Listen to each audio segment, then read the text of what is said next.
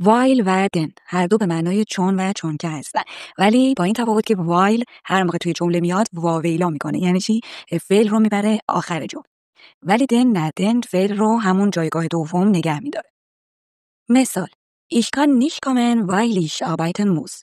یعنی من نمیتونم بیام چون که باید کار کنم. Ich kann nicht kommen, weil ich arbeiten muss.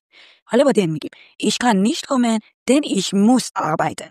من نمیتونم بیام چون که باید کار کنم. هر دو معنیشون یکیه، ولی while گفتم که هر موقع while توی جمله میاد واویلا میکنه و فعل رو میبره آخر جمله. اینو گفتم که بدونی تفاوت while و then چیه. وقتی که توی تست اومد هر موقع while رو دیدی یا شنیدی یاد واویلا بیفتی و فعل رو ببری آخر جمله.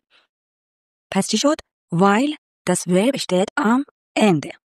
Denn das Verb bleibt an zweiter Stelle.